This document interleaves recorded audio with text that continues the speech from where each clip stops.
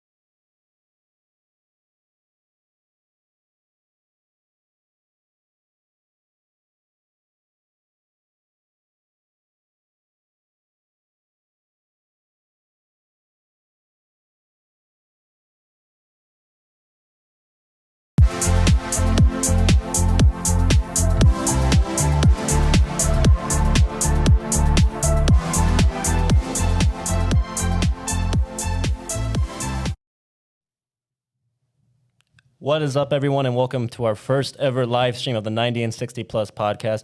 My name is Christian. I'm joined here today with a good friend, Aldo Moreno. Aldo, before we start into our content, I just want to ask you real quick, man, how you doing?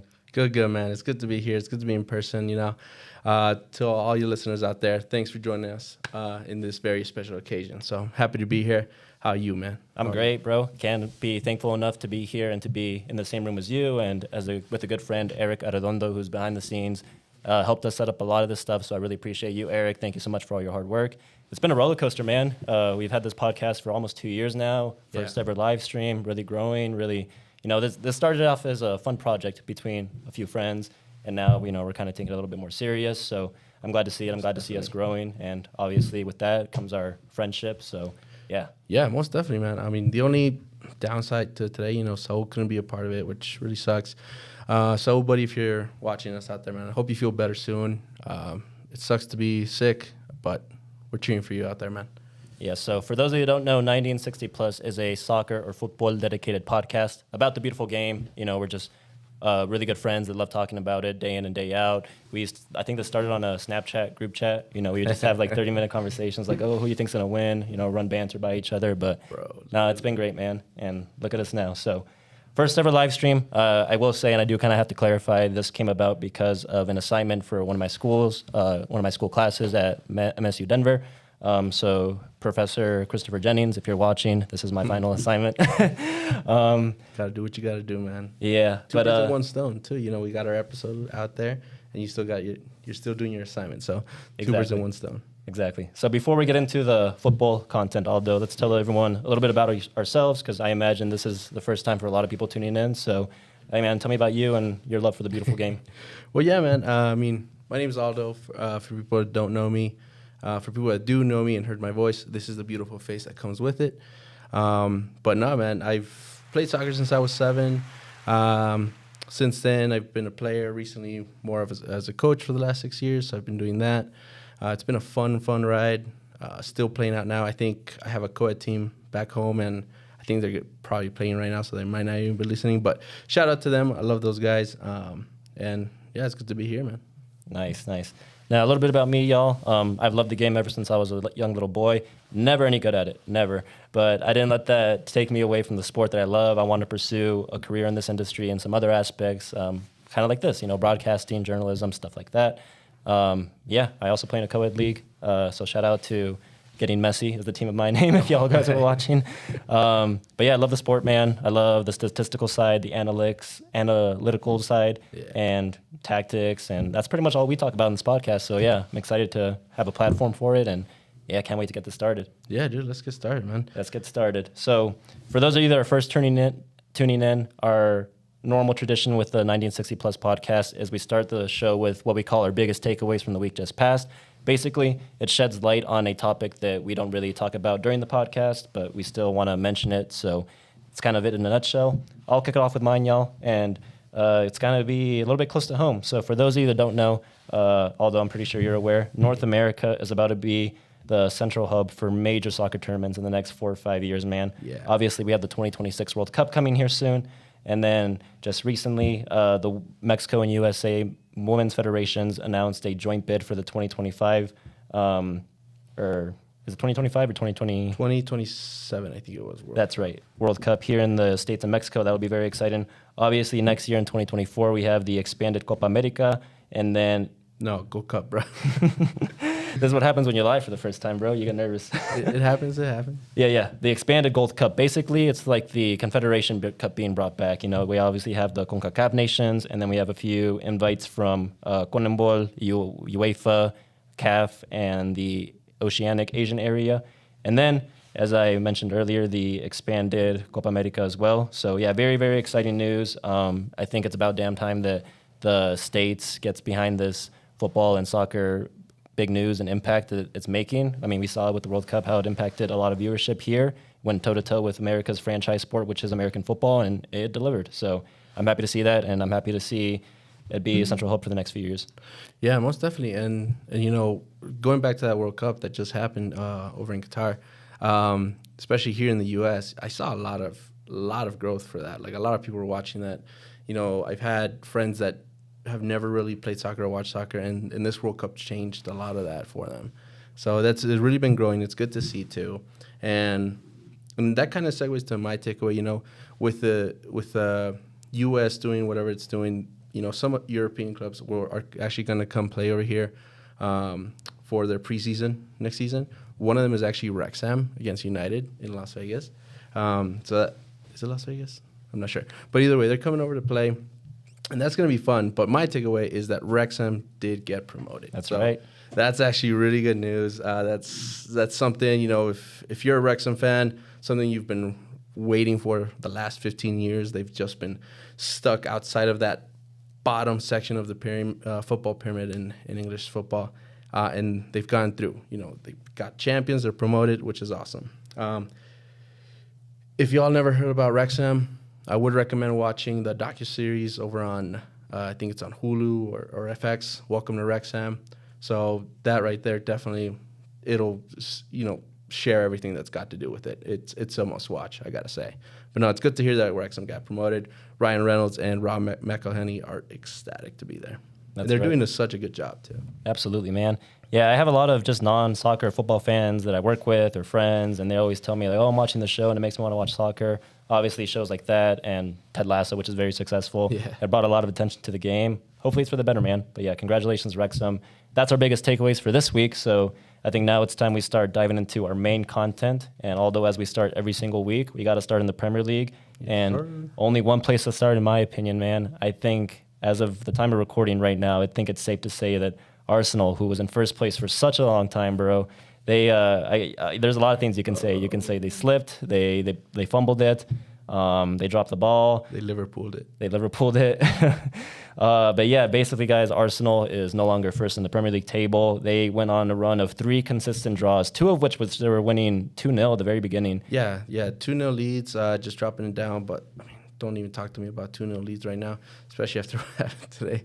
But yeah, man, I mean, freaking 2-0 leads, 1 against Southampton. You know, they had the opportunity with that Saka penalty to get it 3-0. Ended up 3-3, dropping points there against last place in the league. So, yeah, they've definitely Liverpooled it for sure. Yeah, and speaking about that Southampton game, which is the most recent up until yesterday's game, the most recent draw, I want to talk a little bit about that. Peter Drury, yeah, for me, he's a big inspiration because I want to get into color commentator. This is one guy that I idolize, and some of the quotes that came after this game were just amazing. You know, he called this game like it was the title-deciding game of the season, which for many fans it was, for many Arsenal fans. Here are a few quotes that he said after the final whistle blew. Margin for error has vanished. The margin for error has vanished. The would-be champions, when he was referring to Arsenal, a night of hope, lost and restored, despair and elation. Just beautiful, man. He's a poet, but definitely is a poet. He summed it up, bro. And yeah, Arsenal, especially after that Southampton game. I mean, they were down 2-0 at one point. They brought it back to 3-3, like you said. But just like you said, man, last bottom of the table, drawing with the first team in the table. So that's just shocking. And then, that brings us to just yesterday, what happened with the events of their clash versus City. I think a lot of Arsenal fans, I guess Premier League fans in general, just were not expecting Arsenal to get a result at the Etihad. I think one of the fans on Arsenal Fan TV said it best. He said, if we can concede 3 goals to bottom of the table Southampton, how do you expect us to hold back Haaland and City?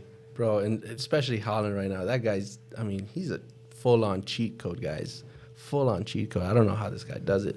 But already broke the record at 33 goals with still, 7 games left in the Premier League season. I mean, we thought Salah was great when he did it. But he took the whole 38 games. Haaland did it in way less than that. And he's still, only 22, 23? Mm-hmm. So, big future for that guy. He definitely made me eat my words at the beginning of the season. I was not expecting that from him. So, but good job out there, man. Yeah, let's talk about Erling Braut Haaland for a little bit, man, because like you said, what a player. Man of the match, definitely, in my opinion, with 2 assists and 1 goal. For the longest time, we all thought he was just, a purebred striker, penalty box poacher. Yeah. He's proven that he can be so much more than that, and we saw that evident in this game. I mean, 9 shot-creating actions. That was the most on the pitch, more than Kevin De Bruyne, which I thought was very impressive.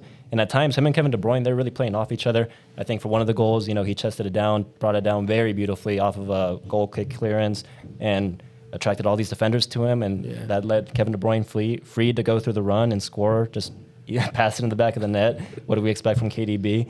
But yeah, going back to Haaland a bit, the way he just attracts defenders and creates space for others is just magnificent. Really, really fun to watch. As you mentioned, he broke the record for the most Premier League goals in a 38-game season.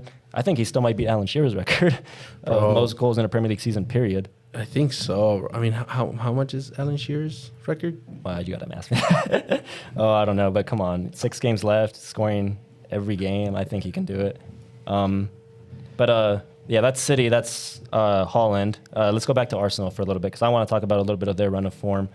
So obviously their title race, I think we can say is, all but done and dusted. I will say, though, I think it really started to go downhill for them in that Europa League clash against Sporting because that was the game where they lost William Saliba. He's been out ever since. Yeah. There was hopes that he would be back for this game, but I think Arteta came out and said that he's not recovering as quickly as they expected, so that is very sad to see. But, yeah, Arsenal, man, they've only won 2 out of their 7 games since Saliba went off injured, which is huge for them. And again, that was in that loss to Sporting in penalties. That's including that loss to Sporting in penalties. So that's 3 draws, 2 wins. 2 of which were to relegation candidates at home. So that's nothing good. And obviously the loss to City today. And yeah, you can definitely tell the difference between, you can definitely tell the difference when Saliba's back there with Gabriel versus Holding. Yeah, no, most definitely. I mean, me being a United fan right now, I can definitely relate when you're losing a key part of your defense. I mean, we'll talk more about that later, but I can definitely relate. I mean, Arsenal's been prone to other teams' attacks now, just because they lost that key figure in the back, that key solid four that they've had. They've lost their way, you know, and it's sad to see especially at the last stretch of the season. So technically speaking, Arsenal's still in first with 75 points. City have 73, but City do have those 2 games in hands and a massive goal difference. So obviously they win those 2. It's easy title race for City. And honestly, I think City have the easiest run of form versus Arsenal. They play Chelsea up next, then they go to Newcastle at the Molineux. Or is that the stadium name? Molineux? Yeah.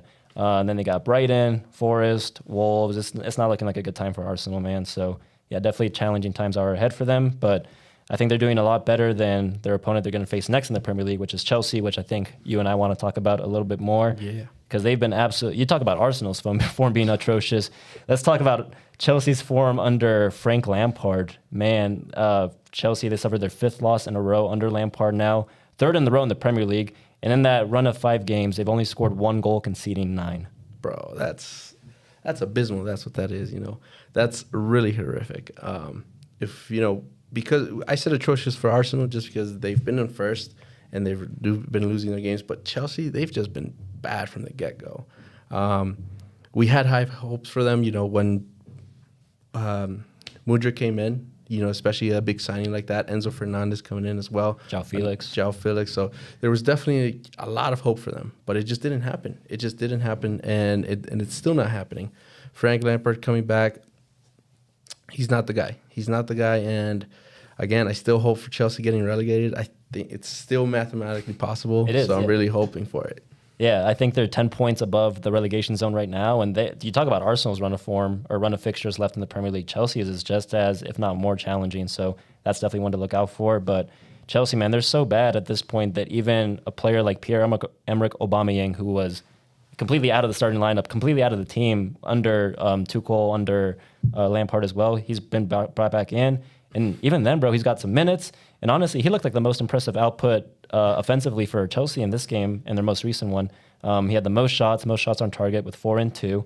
But, he just couldn't do it for them. And then, you know, we talk about Aubameyang. I think another big detriment that Chelsea is implementing right now is the use of N'Golo Kante, who we all know is a tremendous defensive midfielder. But of course, for some reason, all these coaches have been trying to play him a little bit further up the field. And I don't think he has that in him, especially at this age and coming back off a horrendous injury that's kept him sidelined for most of the season. But I truly thought that coming back would turn it around for this Chelsea side, but it just hasn't done it. You know, despite putting most of the defensive and offensive output in this game with 3 tackles, 2 blocks, and you're talking about offense, you know, he had 6 shot creating actions as well. I mean, it seems like just nothing's clicking right now for Chelsea, which is sad. It's really sad. But again, I'm all for it. I'm happy. Yeah. For those of you that don't know, we absolutely relish in teams dismay like this because Chelsea has spent, $600 million since the takeover of Todd Bowley? Yeah, it's been pretty high up there. And yeah, to see them struggle the way they are, I mean, again, the Chelsea game against Brighton really showed what they're lacking, really showed the disconnected mindset that they have. And Brentford. No, against Brighton. Oh, right. That was the weekend, my bad. Yeah. But yeah, Brighton definitely overruled them. And again, like, it's good to see those small teams, you know, get ahead of those big teams like Chelsea. But yeah, man, ridiculous spending 700 million, and for what they are right now. Hey, we love to see it. We love to see teams that spend, because you can't buy trophies in football, guys, and this proves it. So I think the less said about that, the better.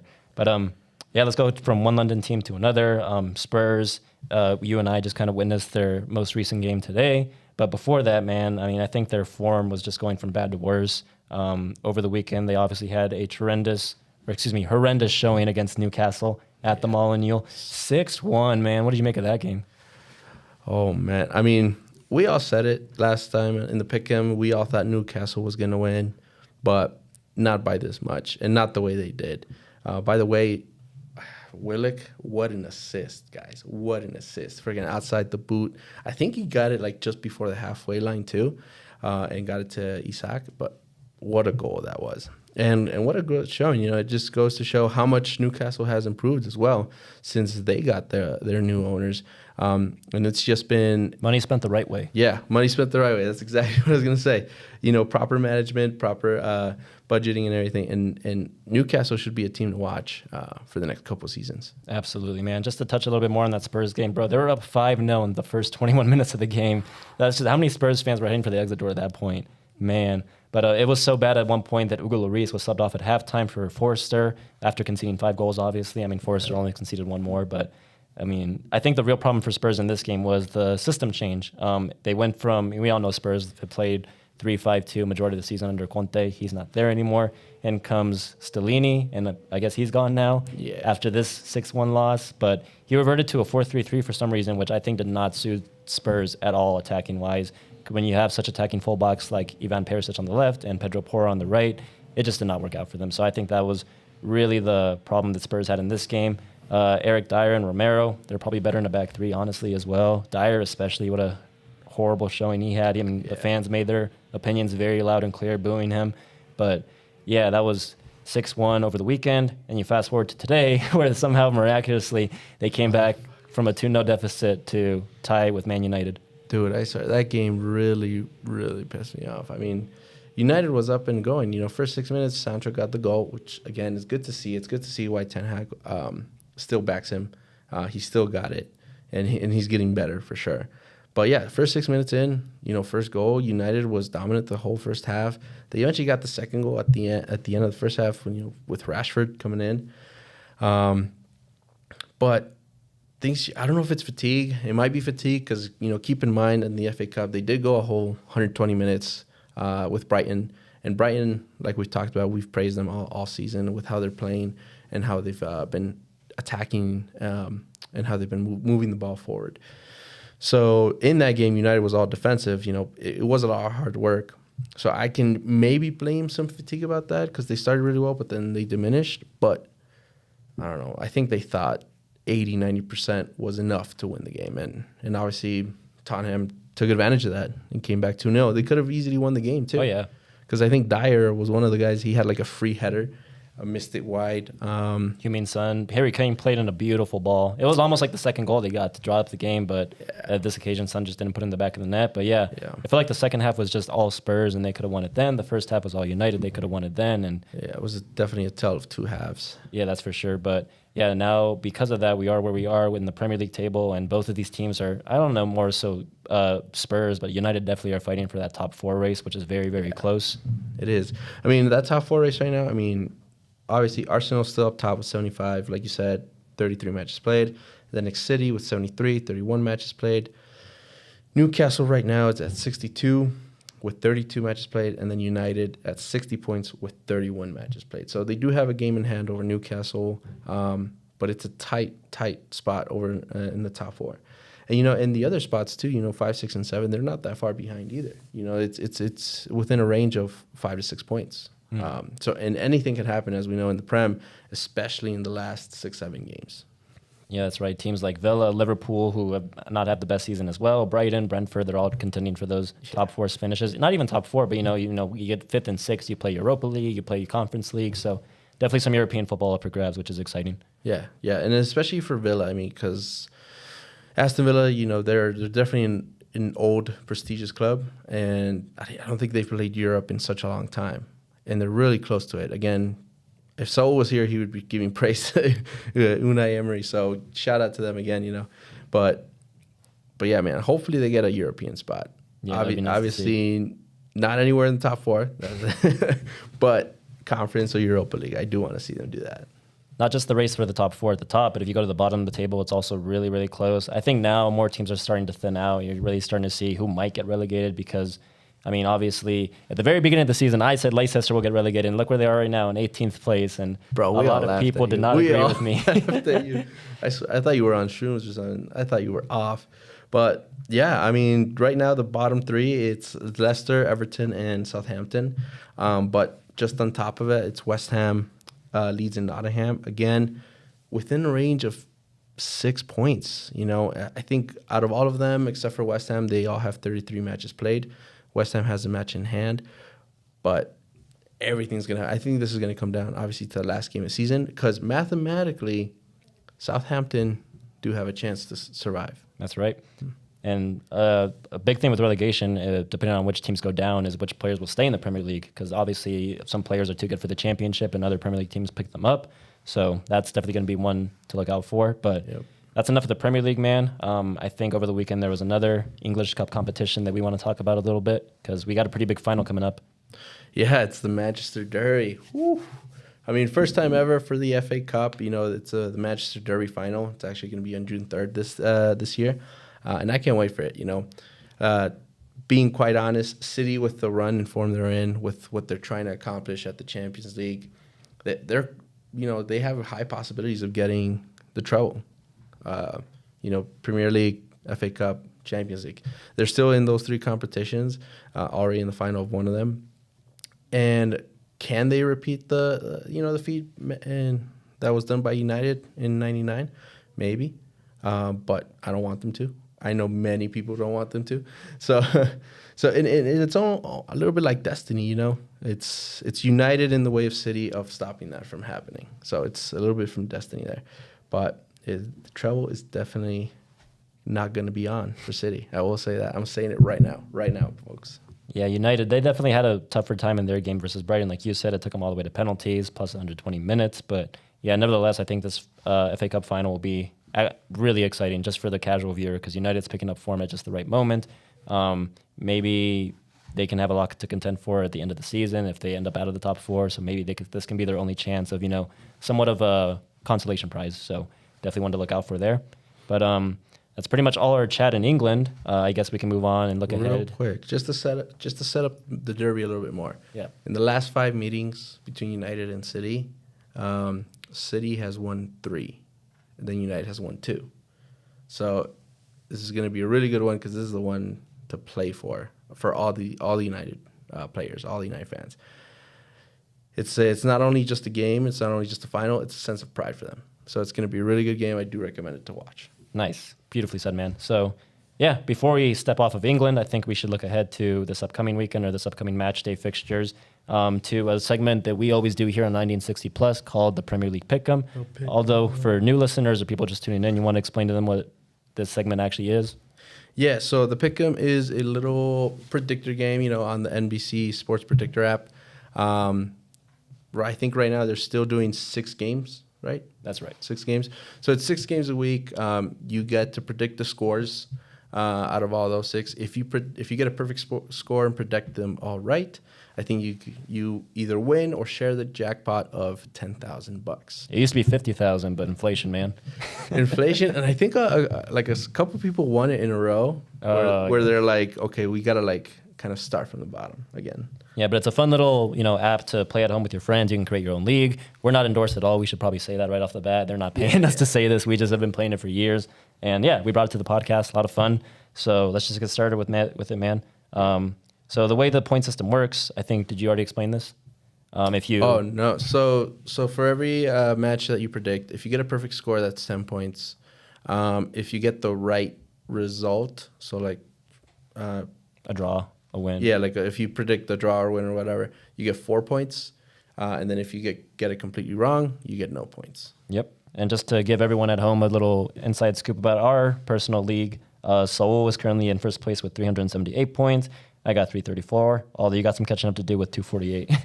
Yeah, bro, I am way behind. So, I mean, what is it, like 100-something points that I'm behind? Oh, yeah, and you can easily catch up in, one match week if you get if I get all of them right. So I'll catch up to you and then get the whole 10K. Yeah. All right, so let's just dive right into it. So first game on here, although it's Brighton versus Wolves. I think this game is 2 teams that are completely on different ends of the table. So I'm going to say Brighton. I'm going to say 2-1. That's a good shout. I mean, Wolves have been doing better since their new, is it interim manager or it's their new manager? I think it's their new one, yeah. Their new manager. I don't know his name, but they've been doing a little bit better. They've been picking up some results. But, I mean, I'm still going to give it to Brighton. I think it's going to be a little bit tighter than that. I think it's going to be 1-0, actually. Next one, Arsenal-Chelsea. We talk about Arsenal's tough run of forms and fixtures.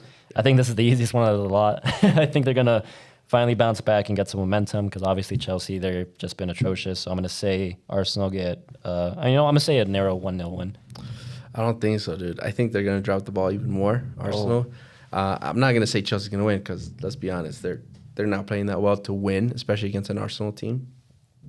But I do think it's going to end up in a draw, and I think it's going to be a boring 0-0 draw.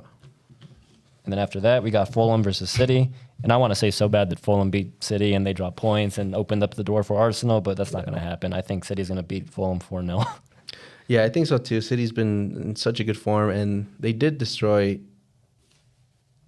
the would-be champions or whatever you want to call them, but 4-1 and quite convincingly so. So I'm going to give this, I might say 5-0 to City.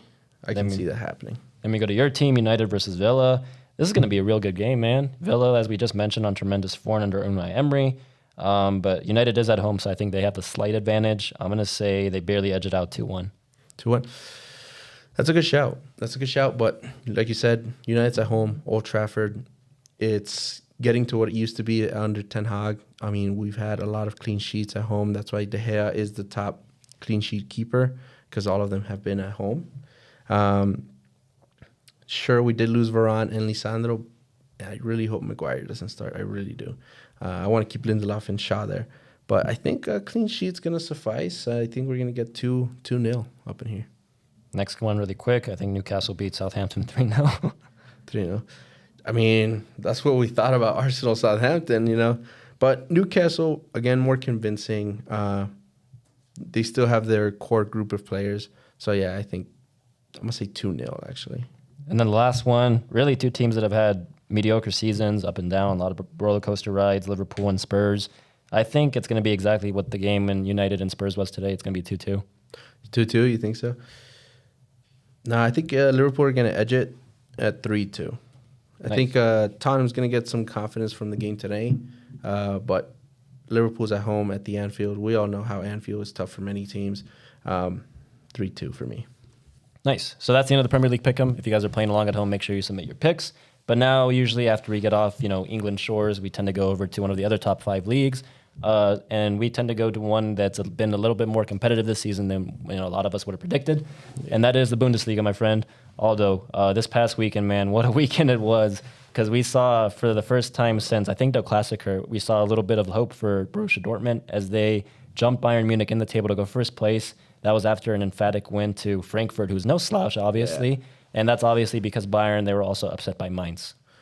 Yeah, no, dude, Bundesliga has been, every week there's no clear-cut leader at this point now.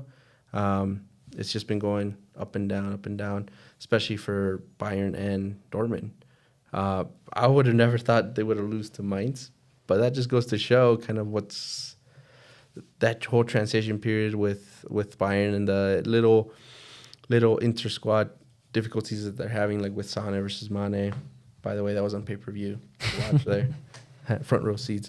But, yeah, man, it's going to be good. I mean, to talk about Dortmund a little bit, they did beat Frankfurt. And star player Colomani, who has, 13 goals? 13 goals, 10 assists. In the league, only 17 and 12 in all competitions. Dude, that's great. That's fantastic, especially for him. I mean, how old is he? He's the one that's been questioned about his age, right? No. That's Dortmund striker Moukoko. There we go. Well, my mistake there. But, yeah, that's still 17 and 12. And, he got, he was very quiet the first half? Yeah, I think he's Frankfurt's main attacking output, and Dortmund really limited him to, I think 1 shot on target, 26 touches. He had a 56% pass accuracy. So I think when you shut down Colomani, you just shut down the entire Frankfurt attack, and that's exactly what Dortmund did. And they capitalized on it. Daniel Malin, who a lot of people were calling a flop from his move from PSV last season, and even at the beginning of this season, in my opinion, man of the match. I mean, 2 goals, 4 shots, 3 of which were on target, and 5 out of 8 successful takes-ons. That's 7 league goals now, but what's really impressive about that is 6 of those goals have been in his last 6 Bundesliga games. So he's been really picking up form at the tail end of the season. Yeah. He's averaging 2.96 shots per game, 1.61 on target. And he has overperformed his XG a little bit, almost by 2, but I mean, he's coming to life and coming to form right when Dortmund need him. Yeah, and especially for all these leagues, last stretch of the season, these goals are where they matter the most, because they can easily save you from relegation. They can easily win the championship for you, or they can just get you to that, goal that you had of maybe playing in the Europe next season. So yeah, at the end of the season, these goals definitely matter most, and Malin's definitely picking up that form now. Yeah, which is great for Dortmund. Let's touch on their rivals, at least in the Bundesliga table. Bayern, we mentioned earlier, upset by Mainz. I mean, no one really expected this, but Bayern, they've been a completely different team ever since Thomas Tuchel came in. Yes, he won his first game, which was that crucial De Klassiker that, gave him that little bit of cushion at the top of the table. But since then, knocked out of the DFB Pokal, knocked out of the Champions League, second in the Bundesliga now. What's gone wrong? I mean, I wouldn't say it's Tuchel's fault, but he does have a big part to play. Same thing when Tuchel came in. Mane versus Sane happened. But I think we're starting to see the end of an era at Bayern, because they've been so dominant in the Bundes for such a long time. I think it's 10 years. And we had this conversation last episode too, if we should start considering Bundesliga a Farmers League now, but still not yet, because there's still there's still opportunities that are just not being taken.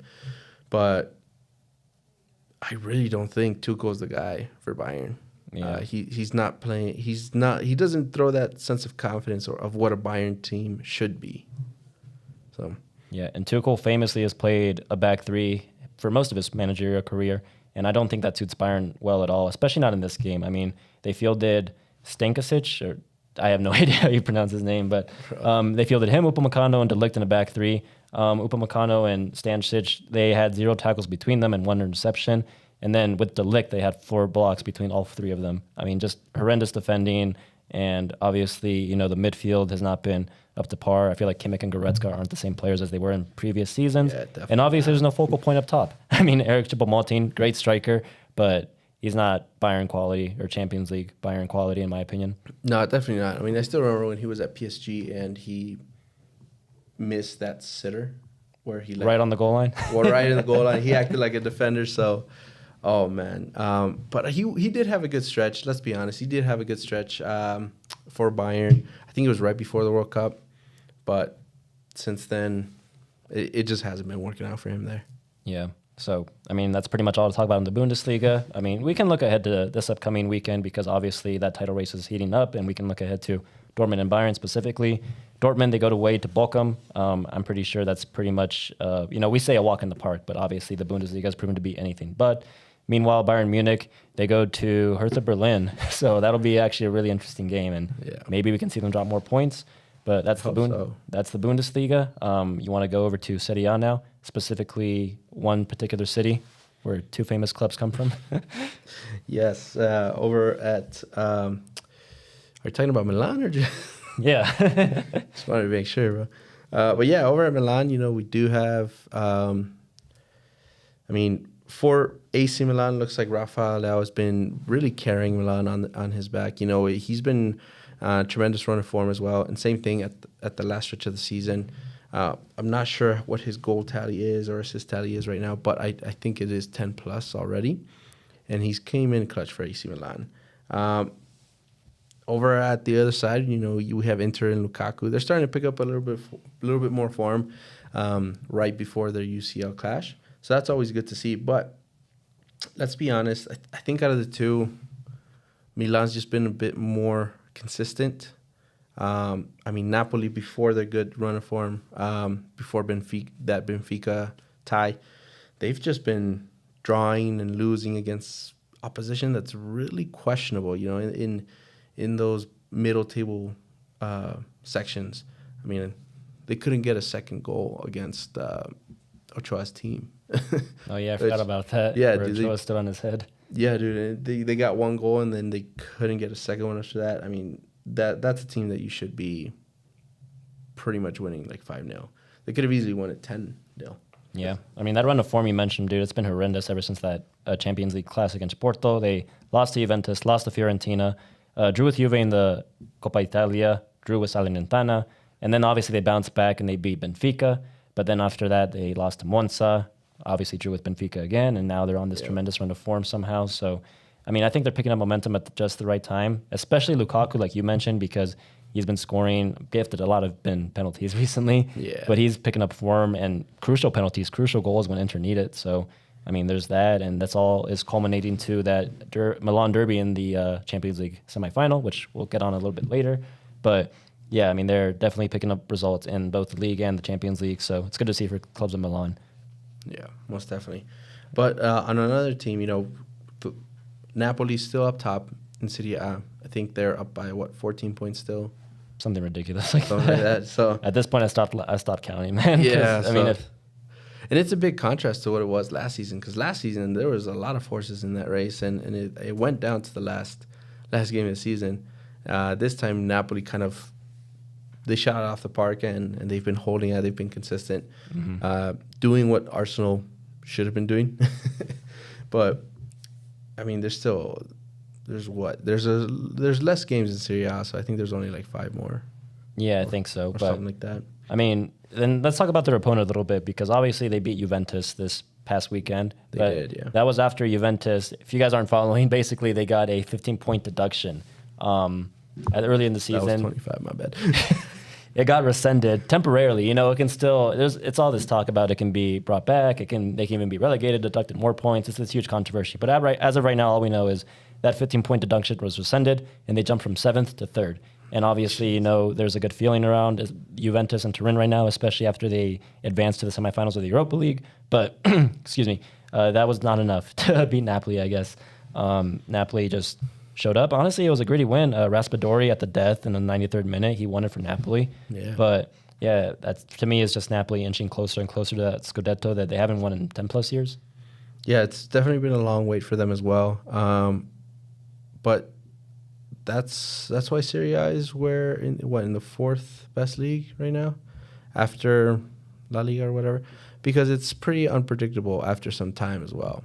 I mean, Juventus was so dominant for some time, but then after that, I mean, the last couple of years, it's been 3 different champions with AC Milan, Inter, and then now it's looking to be like Napoli. Yeah, So- which is great to see. We love to see parity, right? Yeah, most definitely. Inter especially, I think they're on to the Coppa Italia final today. Fiorentina yeah, advanced yeah. today against Cremonense, so there you have another trophy to contend for. But yeah, if we look forward to next week or this upcoming weekend, Napoli, they play Salernitana, Chucky versus Ochoa. That'll be a matchup that most Mexican viewers will want to see. Inter, they play Lazio, who are currently in 2nd place, and low-key having a very underrated season, in my opinion, so I'm excited to see that. Don't sleep on Lazio. And then Juventus, they go away to Bologna, which theoretically they should be, but given their recent run of forms, who knows? And AC Milan, they play Roma, which is arguably the game of the week for me. Yeah. Honestly, Roma's been doing really, really well. I was just having a conversation with someone the other day how Mourinho, like, if Roma were to win the Europa League, I could see Mourinho taking Roma next season to potentially win the Champions League and just completing that trifecta, which I think you talked about too, not so long ago. Yeah. Of the conference, The Europa, League the and Champions League. Only he did in reverse. He won the Champions League first, then the Europa, and now he's going to win the conference. Yeah, but if he stays with Roma this whole time, Yeah. I mean, with one team, all 3, that's actually would be amazing. That would be. That would be an episode for What If. All right, so let's go to a league that we don't really want to spend a lot of time on this week because it is pretty much all but sewn up at this point. That's the Ligue 1. You and I often we refer to it as the Farmers League because literally it's just a one-horse race. And even then, even when PSG is having the absolute worst season of their entire Liga tenure, other teams can't capitalize, other teams can't take advantage of it, and they somehow always win the league. There's been a couple parodies. There's been a few exceptions like Lille recently and Monaco, but I mean, just this year especially, it seems like PSG have it all sewn up with the firepower of Mbappe and Messi. But yeah, at this point, honestly, I think who really cares about Ligue 1 or pays attention to it? Honestly, I think we all know PSG's season solely relies on the Champions League, and once they're knocked out, it's really pretty much irrelevant for them. Yeah, it pretty much is, and they got knocked out in pretty extraordinary fashion this year. I mean, against Bayern. I still can't believe De Ligt got that out of the line, which was pretty cool to see. But yeah, I mean, there's not much to Ligue 1. No, so actually we're going to spend some time on a league that we don't really talk about a lot. I mean, we've been talking about it a little bit recently, and that's because of one player in particular.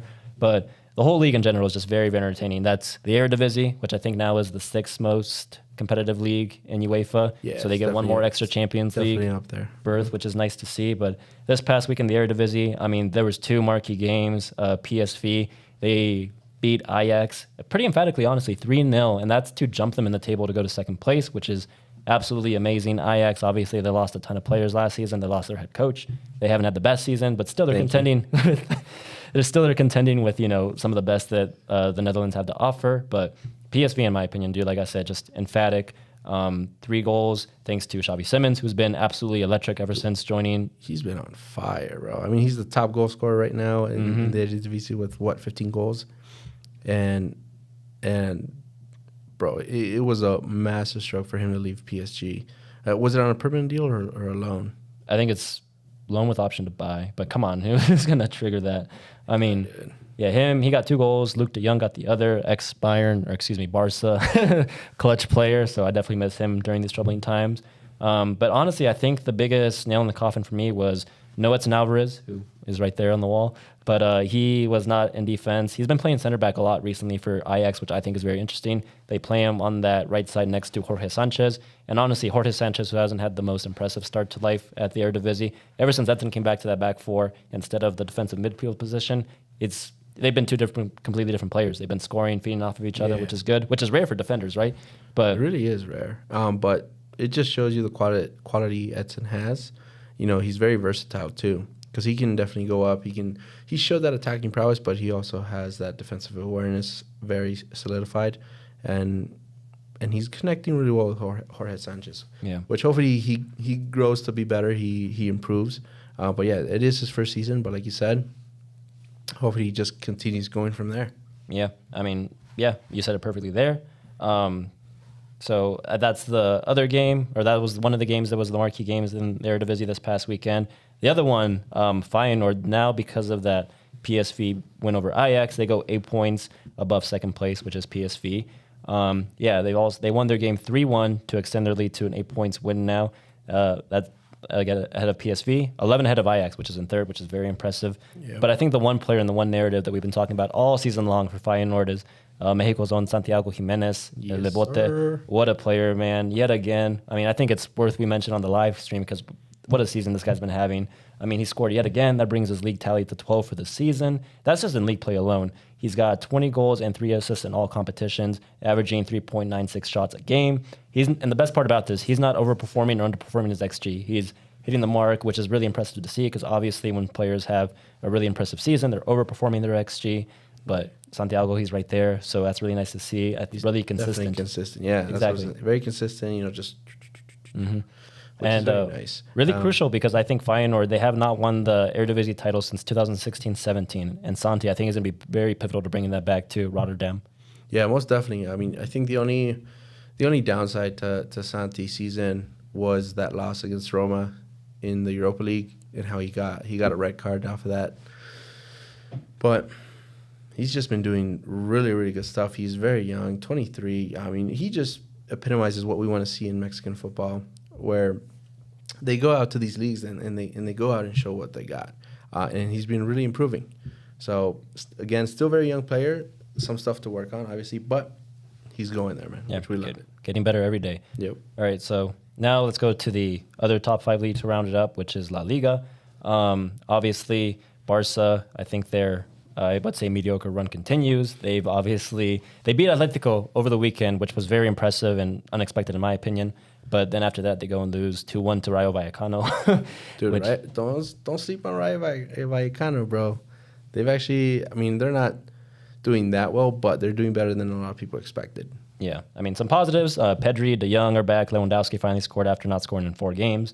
Negatives, they still look very, very flat, lacking fluidity up top especially, and they're just not putting away clear-cut chances. I think Lewandowski in that Atletico game specifically had 2 clear-cut chances, but just couldn't put the ball in the back of the net. And did that finish 1-0? 1-0. 1-0? Because I remember I saw it was 1-0 at one point, but I can't believe if they finished at that. Because, I saw some of the highlights, and Lewandowski did have chances. Clear-cut chances, man. I mean, he hasn't been scoring as much as a lot of people would have thought, for a league like that, surrounded by the players he has. and just the quality of striker he is in Barca. That's true. So. I mean, the only really positive you can take from these results is, Real Madrid, they've also failed to beat Girona this past midweekend. Bro, Tati Castellanos, a player that I think a lot of North American players or fans would really like, formerly NYCFC player, former MLS top goal scorer, former MLS MVP, scored 4 goals past European champions Real Madrid. What a game. Yeah, dude, I still haven't had a chance to see the goals, but that's very impressive. I mean, the last player I can actually think of scoring 4 goals against Real Madrid is Lewandowski back in that UCL clash. And for this guy to do it, was Real Madrid a home or away?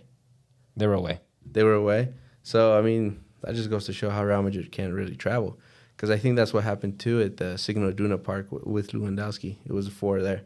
But I want to talk a little bit about Vinny's celebration. When he scored the 1 goal, he scrubbed off the world champion logo there, and that just goes to show, don't celebrate too early, guys, because 4-2 was the end result, and he just made a fool of himself there. But don't take anything away from Tati Castellanos' ace. Yeah, for sure. I mean, Barca, they're still 11 points ahead of Real Madrid in second, and honestly, Real Madrid are now only 2 points ahead of Atletico in third. So maybe that's the real race that we can look out for, unless Barca keep on dropping results and points like they have been doing, and it doesn't get any easier as they play Real Betis this upcoming weekend. Real Madrid, they host Almeria, and Atletico Madrid, they travel away to Valladolid. So it's going to be a very interesting week in La Liga, but I think we can kind of wrap up the top 5 European leagues there, and now we can go ahead to Europe's premier competition, which is the Champions League. So really, we talked about the Milan Derby earlier. Before we get to that, I think we should talk about the other semifinal clash, which is set to take place. I mean, you can label it as City are looking for revenge against Real Madrid. Yeah. But I did some research, man, and they're pretty even. I mean, yes, they lost in that tremendous fashion last year in that comeback, but I mean, I think it's pretty much tied. The series is tied in the Champions League. They each have 3 wins. They each have 2 draws. But City, I mean, yeah, last year knocked out in the semifinals. 2019-20, City beat Madrid in the round of 16. That was right before the pandemic hit too. So they would go on to lose to Lyon in the next round, which was just a one-off game. And then you want to go back even a little bit further, 2015-16, City also lost to Madrid in the semifinals, and that was the final year before Pep came in. So yeah, it's really been a very even history so far. Yeah, most definitely. And again, I think Real Madrid is the other team that's in City's way for stopping that trouble. So I'm really excited for that game because, as we all know, Real Madrid is just a different team when it comes to the Champions League. It's still so confusing as to how they lose against, in La Liga, against Villarreal, against Girona. But coming in the Champions League, they show their quality, they show their class. So I'm very excited for that game, and I'm really hoping Madrid to go through, obviously. And then we go ahead to the other one, the Milan Derby, like we mentioned earlier. So much history, so much rich history between these two. Oh, my gosh, man. So much. I mean, we got both. I mean, like we said, both of them are coming in a very good stretch of form. And I think they've only faced each other, 5 times before this in the Champions League, or 4 times. And so far, Milan's gotten the best out of Inter. With with Inter, they've only drawn 2, but they've lost the other. Milan going away. The most recent fixtures between them is the 2004-2005 quarterfinal. And I don't know if you've seen that picture of Rui Costa and Materazzi. Bro, who hasn't? Yeah. One of the most iconic photos in football history. Very iconic, bro. But, and even before that, you have the 2002-2003 semifinals where Milan advanced. So a lot of history there. Obviously, it's the Milan Derby, same stadium too. So it's a good thing they took away the away goals. Oh, yeah. Because that would have been really, really funny for Inter or Milan to go out on away goals. Oh, yeah. Even though it's their home stadium too. I mean, we talk about their rich history, like you just mentioned, but their most recent history, let's look at their results against each other this season. So this season, Inter beat Milan 3-0 in the Supercoppa final. That was a while back. And then they also beat them in the Coppa Italia semifinals, and that's how they got to the final eventually. But in league play, it's been very even. They've hold on. But in the league, they are drawn at 1 apiece. My bad. Inter, they won one game. Milan, they won the other. So it's been very even so far. And obviously, these two teams haven't played each other in a while. So they're two different teams definitely going into this semifinal clash. But yeah, a lot of history. And I think, honestly, this will be one of the fairy tale runs of the Champions League in a while. Yeah, most definitely. Who are you rooting for, dog? I think I'm going to edge more towards Milan. I mean, we talk about Rafael Leao and how he's kind of carrying them. Olivier Giroud has been proven to be he ages like fine wine, you know? So Yeah. I'd love to see him at this point in his career where he's at. But, yeah, I mean, I'd be okay with City winning because I love parity. They never won a Champions League. Let's keep it that way. Yeah. I'd rather see them win it than Real Madrid. But, I mean, yeah, I'd be okay with either one, honestly. No, yeah, I'm kind of rooting for AC at this point. Just because, I mean, they are the sleeping giant. They've been out of this type of game for so long. They've been in the Champions League, but to reach the semifinals in the fashion that they did, let's keep in mind, they did go against Napoli, which is the first place right now in their league, very convincingly so. They were able to beat them 1-0 in the first leg, and then were basically winning 1-0 up until the last minute where Napoli tied it up. So, and then even before that, in the actual league, they won 4-0. So very convincingly so. I think AC has the edge over Inter at this point. So I'm really hoping for them to win their 8th Champions League. And I think that segues us nicely into what we'd like to end the podcast with. I mean, for those of you that have been listening for a while, for those of you that haven't, we've kind of introduced this new segment where we close the show, which is our top 10 rankings. Basically, we rank the top 10 teams in Europe. Totally our opinion, because we know that a lot of teams that we put in our top 10 list, a lot of people won't, but we'd like to shed lights on some other smaller teams that maybe a lot of people don't pay attention to. So just to recap from last week's top 10 list, it looks a little bit something like this, Aldo. We'll go from 10th to 1st. Yeah. Newcastle finished in 10th. Aston Villa on the tremendous run of form that they're on there in 9th. Atletico Madrid, we put them in 8th. AC Milan, 7th. I think we'll put them a bit higher this week.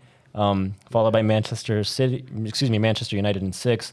Napoli 5th. Real Madrid 4th. City can stay in 6th. I'm fine with that. Arsenal 3rd. Manchester City 2nd. And I think to new listeners, what will surprise them a lot is the fact that we put Feyenoord in 1st. And obviously that only lasted 1 week, but the run of form that they're on is just tremendous. And you can't take away their results and their scoring abilities and the league they compete in and the ability to compete in multiple fronts in Europe and the league. So It was a short-lived run, but it's better to be number one than to not be number one than to be never be number one at all. Yeah, dude. I mean, if Saul was here, he would definitely be gloating about the fact that he said about that curse. The 90 and 60 pot curse is definitely real now. Feyenoord did lose their Europa League game after we put them in the number 1 spot. But yeah, we'll see where we put them this week. You want to get started? Yeah, let's get started. So obviously, I mean, should we start with 1st or 10th? Let's work our way up. No? Yeah, so you want to start with 1st? No, work our way up. So starting from 10. 10th, all right. Yeah. Well, do you think Newcastle deserves to stay there? I think so. Actually, I kind of say Atletico Madrid should drop down. I would say Aston Villa and Newcastle both go up 1. So who would you put in 10th if that's vacant? I mean, I guess Barca can come back in because they did beat Atletico 1-0. That is true. I mean, so you put Barca in 10th and just move those two teams up? Yeah, I mean that would be. I mean, Aston Villa they played today. Mm-hmm. Yeah, and I think they won. No, they won like 2-0. All right. So yeah, we can definitely do that. So we put Barca 10th, Villa 9th. Newcastle 9th, Villa 8th. You're writing this down, right? Yeah, I'm writing it down. All right, cool. I mean, Atletico Madrid, I think if we put Barca in, I mean, we can theoretically kind of move them out because obviously they did lose to Barcelona, but I mean, there's no shame in losing to Barcelona. And then I did believe There's they a lot won. of shame losing to this Barcelona. Stop. That lying. is true. And then Stop they did beat lying. Mallorca 3-1 just yesterday. Who, Atletico? Yeah. Yeah. See, shameful. Frauds of the week. So would you put them in? Would you also move them up to 8th or 7th? Who? Atletico? No, they're out. Oh, they're out. Yeah, to me they're All out right, I'm cool with that because they lost against Barca, bro. I'm cool with that. And then what we got after that? We got I mean, after AC Milan was at 7th. I think. they definitely deserve to be a lot higher in the list. Yeah, they definitely do. It's just a matter of who. Damn, we should have started from first. Yeah, that's what I was trying to tell you, dog. All right, do it. Let's just start from first. All right, first, I think it's clear cut and obvious. Man City go first. Yeah, Man City should definitely go first. Hopefully the curse haunts them. Yeah, I mean Feyenoord. I mean RIP to them. They were in first for a while. Should we move them down to second? Do you think that's fair? Because honestly, after first and second, you have Arsenal who have bottled it, Real Madrid who have not been consistent, Napoli who's been all right. Would you say it's fair to just put them in second after losing to Roma? Yeah, I mean, out of all the others, the only downside they had was that Europa League exit. But in league, they're still getting the results. They're still going through. So I would definitely put them at second. No problem. Cool. And then third, we had Arsenal, but come on, they don't deserve to be there anymore after the week they had. No, they definitely don't. It's just, I mean, not even Real Madrid should be in that top four.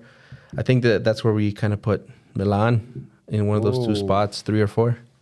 AC Milan, right? Yeah. Well, yeah. AC and Inter. Inter should be on this list too, I think. But you think they deserve to be not on the top 10 at all, just to jump straight to one of the top 5 spots? For Inter? Yeah. I mean, comparing to the run of form against Arsenal and Madrid, yeah. All right. Because keep in mind, I mean, Well, I can't really see Inter's anyone in a final now. What about Napoli 4th and Inter 5th? AC Milan 5th? Nah. No. AC Milan 3rd, Napoli 4th, Inter Milan 5th. I can do that. I can agree to that. I mean, that's kind of, indicative in the table and on form in Serie A, especially in my opinion. So, yeah. AC Milan 3rd, Napoli, who's still number 1 in Serie A, obviously, and then Inter in 5th. And then 6th, last week we had United. I mean, you think it's fair to just kind of keep them there? We've kept them there for 2 weeks already. Yeah, they should stay there. I mean, because, again, FA Cup, they went through, they played the whole game, went on penalties, and then today had a 2-0 lead. They dropped it. So, yeah, they should just stay there. And then did we decide on 7th beforehand, or did we get that high? I don't think we did. Yeah, we did. We said Villa. Oh, Aston Villa. Yeah. Yeah, I can definitely see that. I mean, we'll see what their upcoming fixture is this weekend, and obviously if they continue that form, I think they deserve to be even higher. But yeah, Aston Villa in 7th. Then you said 8th, Newcastle, right? Or was it? Yeah, 8th Newcastle. No, wait. What the? Oh, wait. We didn't talk about 7th. 7th Villa. Oh, yeah, 7th Villa. 7th Villa, 8th Newcastle. I mean, they just kind of moved up a few spots from last week. Then I think you said you brought in Barcelona. I mean, Barcelona does go back. You know who we haven't talked about in the top 10 for such a long time? Borussia. Borussia Dortmund. Yeah. Yeah, they were in our list for a long time. And then after the Klassiker and after that loss to Chelsea in the Champions League, that's when we kind of kicked them out. Yeah, first in the Bundesliga now. I wouldn't disagree with that. I was going to mention Porto, who obviously Benfica was in our top 10 list for the longest time, but after they got knocked out of the Champions, they started losing results in Liga NOS, which the first result they lost to was Porto. Yeah. But, I mean, I think Dortmund is, the Bundesliga is a much stronger league than Liga NOS, so I would be okay with Barca 9th and Dortmund 10th. Let's keep... No. Yeah, let's do that. All right. Well, dang, we normally debate a lot more on this, but I guess when there's one less co-host, there's a lot less to debate on. Yeah, pretty much. I mean, it's clear cut. Yeah. So usually is the one that's always fighting with us too. So That's true. So just to recap, I mean, pretty simple this week. Going from 10th to 1st, we got Borussia Dortmund in 10th, Barcelona in 9th, Newcastle in 8th, Aston Villa in 7th. It's absolutely mental to say that, Villa and Newcastle are doing better than Barcelona in Europe right now, but I think if you analyze statistics and form, Villa especially, I think ever since Unai Emery took helm at Aston Villa, if you would have started the Premier League from then, they'd be in first place. So very, very impressive run of form. You can't underestimate that. Followed by United in 6th, Inter Milan in 5th, Napoli in 4th, AC Milan in 3rd, Feyenoord in 2nd, and Manchester City, I think, will stay in first place for now. No Real Madrid, huh? It's too late now. it's too late now. We definitely took out Real Madrid. See, I think that's why Hey, that was Pepe Castellanos ace, man. That's it, bro. That was it. That was it. They got knocked out. They did. All right. Oh, hey, man, that's pretty much how we wrap up the pod this week. Is there anything else you want to say before we sign off to our first ever live stream? Nah, I mean, again, guys, thank you for joining us here. I mean, it's a very special occasion for us here at 1960 Pod. little bittersweet because we didn't have, Saul up in here, but we still got it through. Any last words from you? No, I just want to say thank you to everyone that's been along this journey with us. I mean, we always had kind of relatively a smaller audience, mainly consist of friends and family, but thank you to everyone that stuck around. We really appreciate it. Once again, I want to clarify this is for an assignment I have for MSU Denver. Christopher Jennings, this is my final. I hope I did well. Yeah, Christopher Jennings, A+, please. I mean, I don't know you. I don't go to school, so A+ either way. Yeah, and as always, guys, if you're not following our podcast already, we're on many different platforms. Spotify and Apple Podcasts are the two main ones, so make sure you like and follow there. We also have a YouTube channel now. We'll be posting all of our podcasts on there. Follow us on Twitter at 90and60pod. And we also have a TikTok, some pretty cool videos up there, also at 90and60pod. And as always, guys, thank you so much for listening or watching in this case for the first time. And hopefully we'll do this again soon, hopefully with the whole crew in town. Yeah, hopefully. And as always, guys, thank you for watching. Adios.